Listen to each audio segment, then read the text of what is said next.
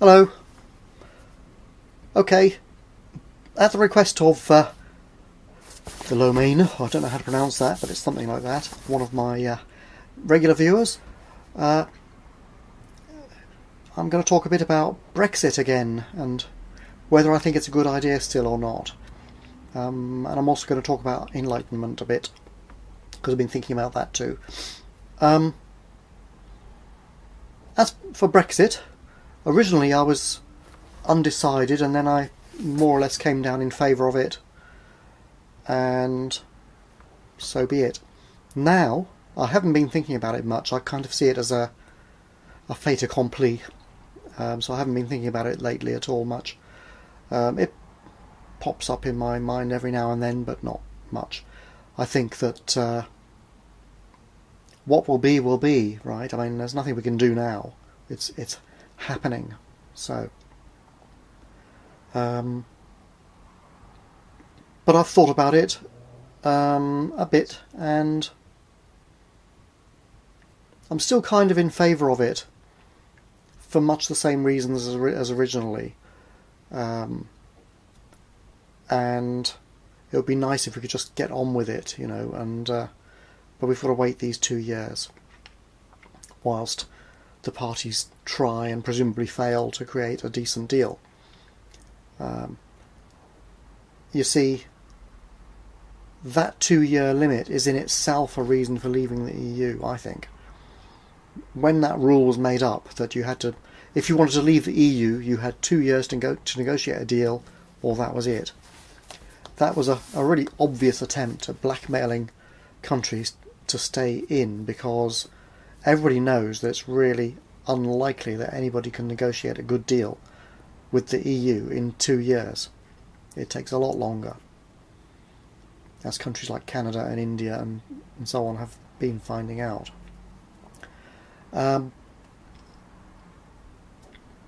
So, rather than subject ourselves to blackmail, I think we should leave an organisation that does that sort of thing anyway.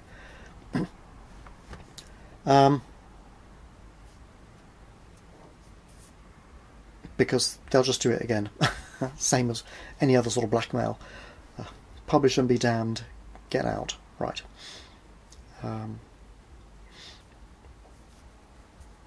Another issue is that even though the EU has its social charter and it's quite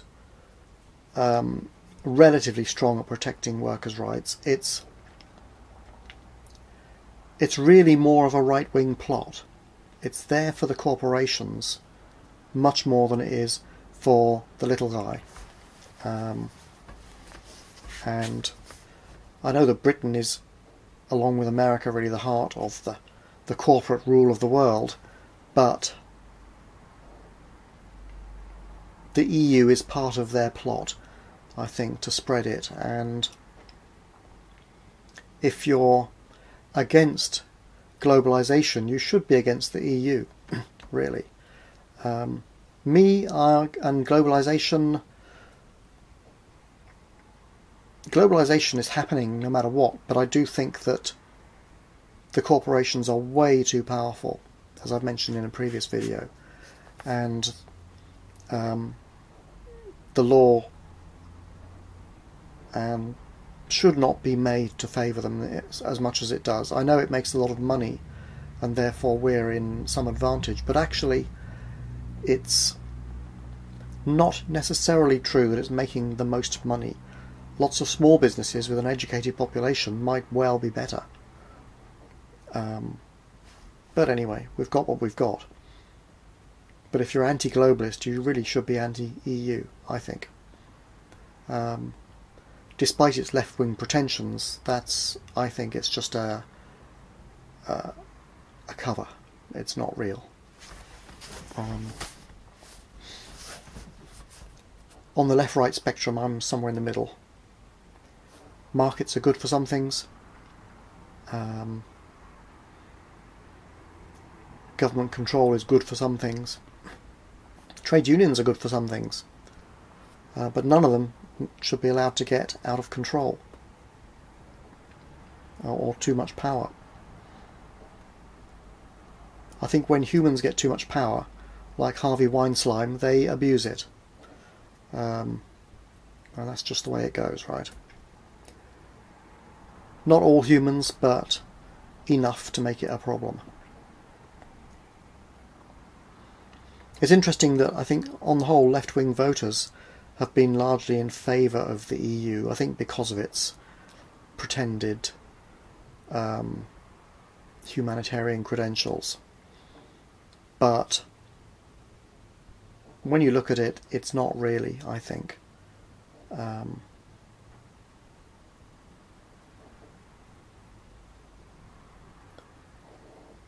I'll come to some reasons. I'll mention some reasons as I go along, I think. Another issue with it is, of course, the lack of democratic accountability.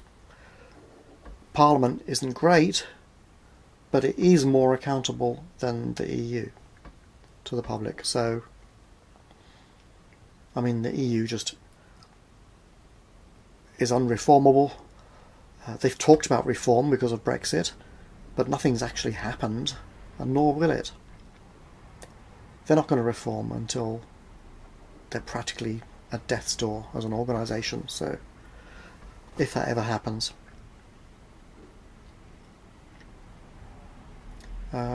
Immigration, and this is one of the EU's fake humanitarian credentials.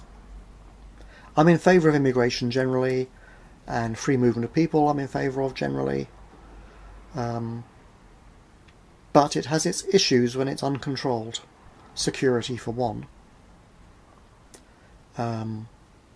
Another is that large numbers of people coming to a country will depress wages, including mine, right?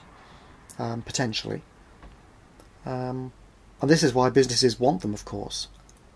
And governments, especially Germany, for example, has let in 1 million immigrants and claimed they're economic migrants, and it's claimed that it's humanitarian, they're refugees.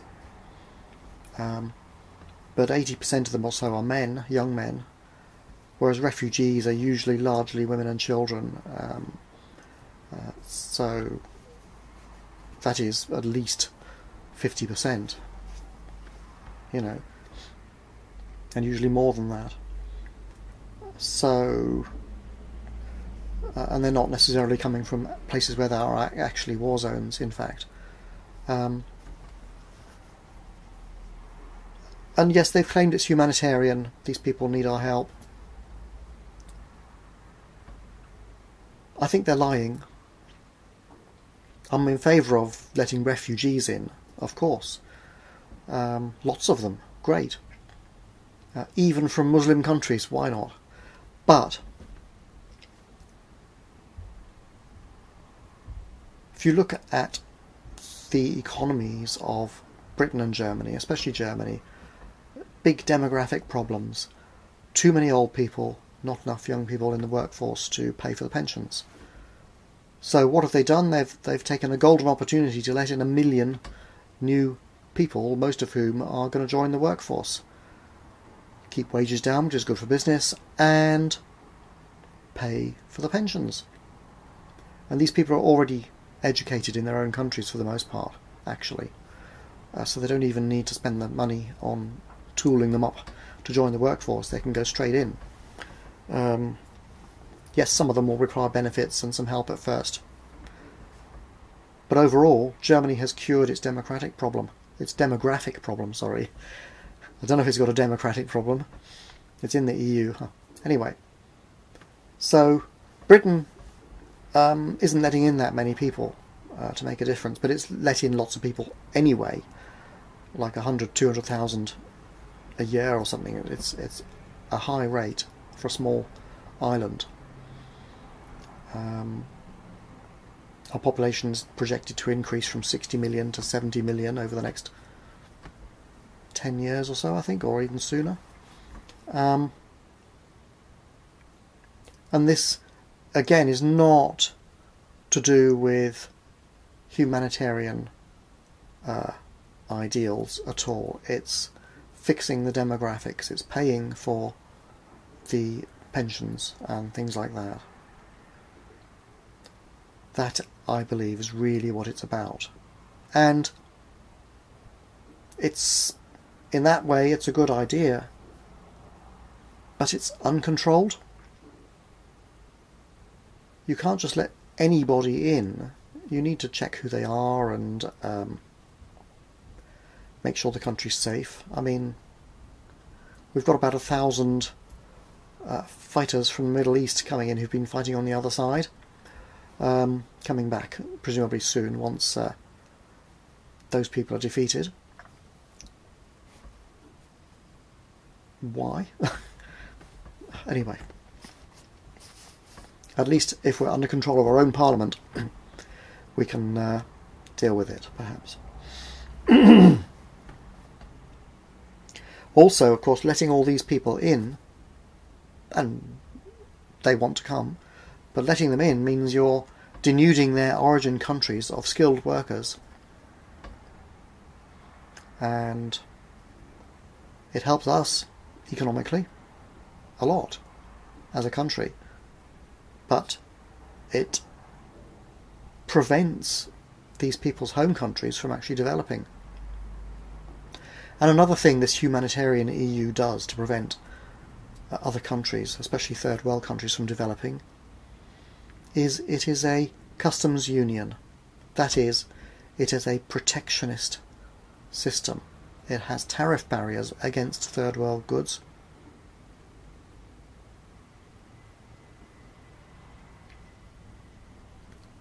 So it's preventing third world poor countries from developing, actively preventing it. And that's not humanitarian.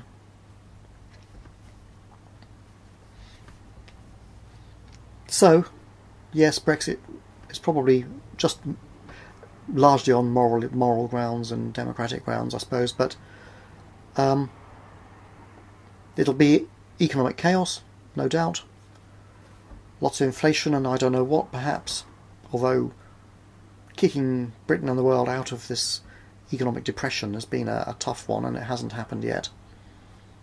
They usually last 25 years or so, depressions.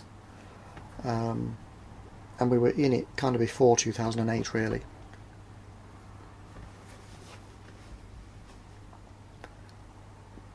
But in the long run, okay, so we can probably expect to see some problems in the British economy and maybe in the EU as well, especially if the deal we make is rubbish. But in the long run, because we'll be outside this protectionist customs union, we might be able to get lower import prices, in fact, because we can have free trade with the rest of the world if Parliament agrees to it, and they're not, it depends, you know, they're not that inclined to do the right thing either, on the whole. But there's more chance, I think. But it is a close thing. It could be we're better off staying in. This is, I think, is why the original vote was so close, like what was it, a 2% margin or something ridiculous. It's like, well, do we want to come out or not? A lot of people were, especially on the left, were very much in favour of the EU because solidarity between nations and all this is it's a good ideal. But I think it's just a bit naive. France doesn't cooperate with anybody, and Germany, hard to say these days, but I don't think they do, especially because through their Bundesbank they work everything for themselves.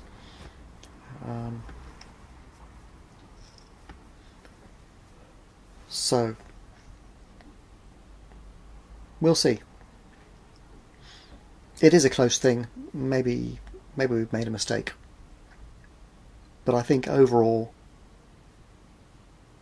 really essentially on moral grounds, we're better off out. Economic grounds, well, who knows.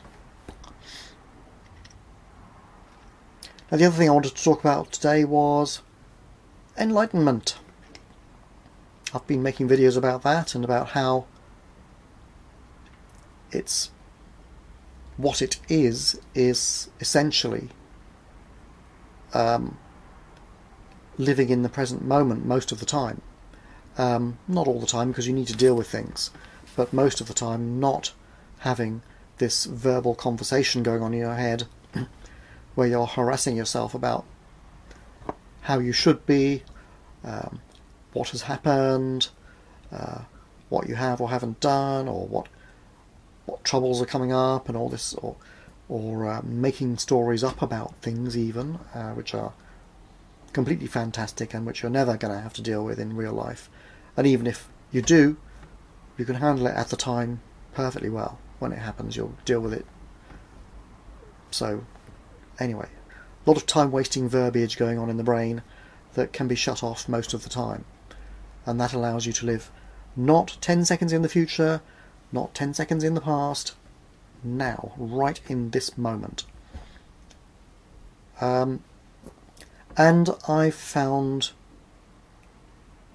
on practicing that yes, it's like waking up. You come out of, when you're in your thoughts, you're daydreaming, basically. And you're not really paying much attention to your surroundings and what's going on around you.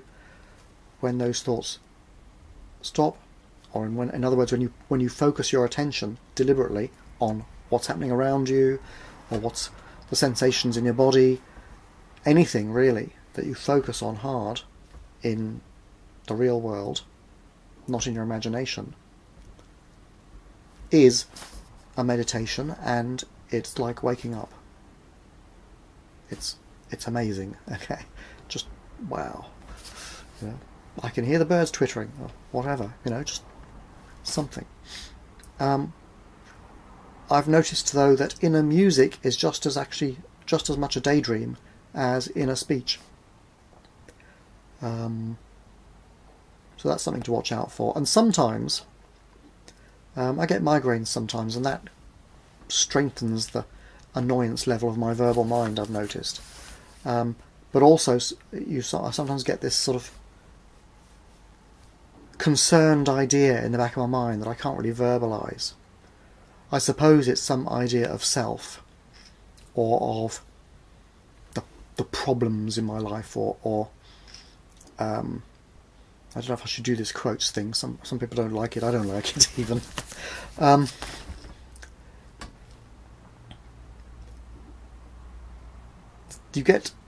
get sometimes this just some non-verbalized idea in the back of my mind which is holding some of my attention, and that too can keep me out of the present moment. And I found it necessary to drop that too, which can be hard to do if I can't quite grasp what it is even. But you might notice it in yourself as well. There's some idea of self, or of your situation, your circumstances, your history, your future, something just floating around that you haven't quite... It's like an idea that you feel you have to deal with, but you're not dealing with it, or something like that.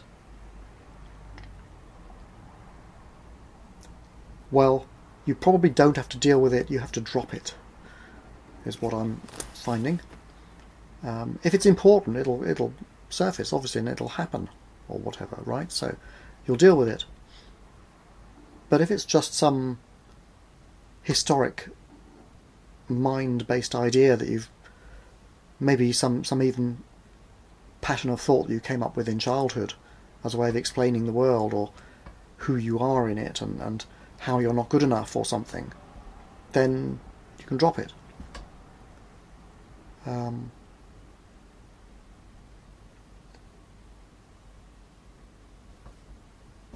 With effort, perhaps, but that would be the idea.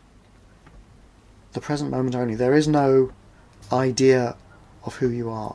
Don't carry an idea of who you are. Don't waste your time on it. Just be. Questions in the comments. Comments in the comments. Bye for now.